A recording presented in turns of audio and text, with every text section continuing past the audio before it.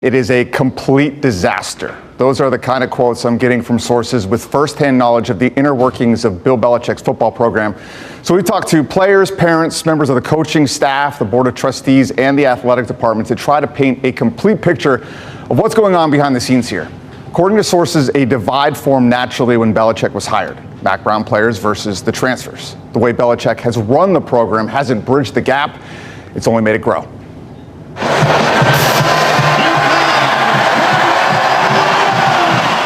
According to multiple sources, UNC has a divided locker room, a disorganized staff, and an overall failure to communicate. A divide is natural when you have Mac Brown-era players and the 70 new ones Belichick brought in. But according to sources, preferential treatment and a lack of leadership has added to the discontent. One source said they don't fault the players. They fault the leadership that created this toxic environment. There's an individualistic mindset. I'm gonna kill myself! Wow. I'm going to kill myself, and it's your fault! That's the mood of everyone associated with UNC football.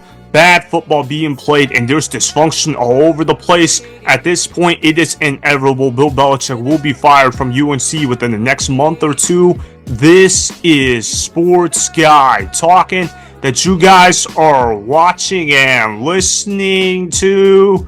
I am Dustin Tran, your host, as I am here today to talk about Bill Belichick being on life support as UNC is an absolute dumpster fire. Reports and leaks have come out about the dysfunction associated with UNC football throughout the Bill Belichick era. Even though Bill Belichick and Bubba Cunningham have released statements regarding their commitment to UNC football, it is clear the Bill Belichick era will be ending very soon. Before I say anything else though, I want to present you guys with the topic question. So here it is. Who is most to blame for Bill Belichick's downfall at UNC? The answer to this question should be fairly obvious. It is Bill Belichick himself. In college football, who is the one that makes all the decisions regarding football? The head coach. This is not like the NFL where you have owners and general managers making decisions while the head coach has to follow what owners and GMs want. In college football, the head coach is the one who has final say. And for a coach as accomplished as Bill Belichick, of course he's going to have final say over everything. I hear all these people making excuses about Bill Belichick struggling at UNC because he has a terrible roster. But whose fault is that? That's Bill Belichick's fault. He's the one who decided it was a good idea to bring in 70 new players from the transfer portal, and none of them have really been any good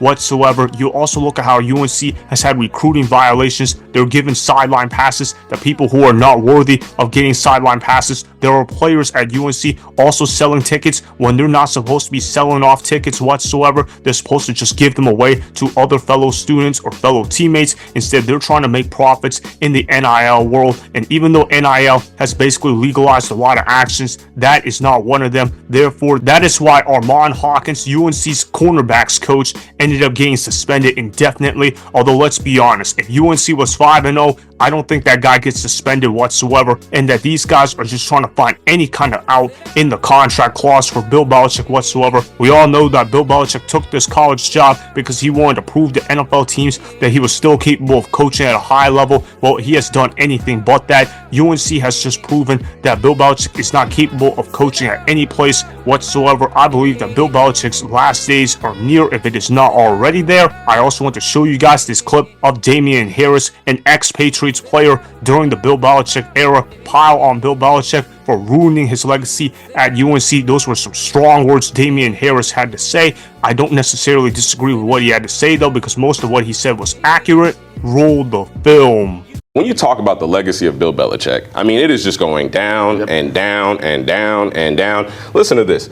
I mean, first and foremost, I will say their offense has been atrocious. You want to talk about quarterback play? It's been bad. They are almost dead last out of 136 FBS teams in points per game, yards per play, and third down conversion. Now, luckily, they crafted the top 70 in red zone scoring. But guess what the problem is? They can't get to the red zone. They only have 11 trips in the red zone. That is as many as University, Texas, San Antonio. It is not good. Their defense also not good, but not as bad as the offense. So when I look at Bill Belichick and I look at his coaching legacy and I look at what he has brought to the game of football, it is not what we are seeing is being played in Chapel Hill right now. So If Bill Belichick is going to remain the head coach at North Carolina, which as of right now, it looks like that's going to be the case because we haven't heard any rumblings about him returning to the NFL, you've got to start to build a brand. We know that North Carolina is a brand because of Michael Jordan, because of guys like Julius Peppers, because of all the stars that he brings back to the game. Well, guess what? Now you have to continue to add to that legacy. This isn't just going to come in and be the North Carolina Patriots. You have to do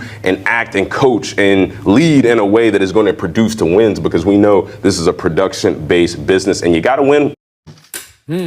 Yeah, Bill Belichick has trashed his legacy by coaching UNC football. And look, I know some Bill Belichick defenders are going to say, oh, this UNC tenure is not going to matter a whole lot, and that Bill Belichick should not be judged so harshly based on his UNC tenure after 5 games. But I couldn't disagree more. When I think about Bill Belichick nowadays, I don't think about him winning 6 Super Bowls as the head coach of the New England Patriots. I think of him as a guy that couldn't win without Tom Brady whatsoever. I think he had to go join college football at the age of 73 and was an epic failure in there. So I really think that Bill Belichick's legacy is tarnished by going to UNC. Look, I was initially excited about Bill Belichick going to UNC and thinking, okay, UNC is going to be more competitive than they were in years past, but they haven't been competitive at all this year. They've done nothing but get blown out against every team that actually matters. Yes, I know UNC is 2-3 on the season, but their 2 wins came against UNC Charlotte and Richmond. Obviously, those 2 schools are not on the same level as UNC, so it doesn't really mean a whole lot to me. Then you look at their 3 losses. Not only did they lost 3 games, they ended up losing those 3 games in embarrassing fashion. They got blown out to TCU by the score of 48-14. They got blown out to UCF by the score of 34-9, and then they got blown out to Clemson by the score of 38-10. And honestly, the score of 38-10 does not do justice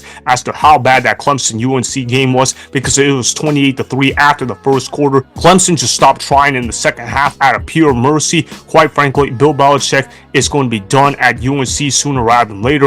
UNC is already done with Bill Belichick. The only reason why they haven't fired Bill Belichick yet is because of his buyout money. I know that Bill Belichick supporters are going to say, oh, you have to give him more than a year to turn around UNC, but it's not like UNC was a dumpster fire program when Bill Belichick inherited the program. UNC football was at least decent. I'm not going to say they were an elite football program, but they were at least a football program that could make it to a bowl game. This UNC squad right now looks like it has the potential to finish the season with a 2-10 record, maybe 3-9 at best. It's not good whatsoever. Bill Belichick is now remembered as the guy that couldn't do anything without Tom Brady and now has to rely on having a 24-year-old girlfriend to keep himself happy, because quite frankly, Bill Belichick has ruined his football legacy. There's not really much else Bill Belichick can do at UNC moving forward. You could say the same thing from the other perspective as well. There's not really much UNC could do with Bill Belichick moving forward. I know some people are preaching patience, but you can't sell people on patience when almost the entire stadium left the Clemson UNC game with 2 minutes left to go in the second quarter. At this point, it is damaged goods for Bill Belichick's career at UNC. It's not a question of if, it's going to be a question of when for Bill Belichick getting fired at UNC, and Bill Belichick has no one to blame but himself for his downfall. He could have chosen to put the right trust in the right people. Instead, he chose to rely on nepotism and hire his friends and family to run the football program at UNC. Obviously, it's created disastrous results. The crash is coming. So that is why Bill Belichick is most to blame for Bill Belichick's downfall at UNC, as UNC needs to hurry the heck up and fire Bill Belichick ASAP. Remember, go ahead and subscribe to Sports Guy Talking, like the video, and please comment down below. If you guys do that, I may shout you guys out in my Instagram story every Monday. That will be for the @DustinNashTran Instagram account. Make sure to follow me on Instagram @DustinNashTran, and that's Sports Guy Talking. Also, go follow me on Twitter @DustinNashTran. Again, go ahead and do those things that I just told you guys to go do. Hopefully, you guys enjoyed the content that was just produced. Peace out. I hope you enjoyed that video. Want more Sports Guy Talking, the home of great sports content? Make sure you click that subscribe button to get the latest from Sports Guy Talking. Go ahead and like the video, comment down below, Check the description box on the video in order to follow my Instagram and Twitter. Also, be sure to check out more of the best clips from the YouTube channel, Sports Guy Talking.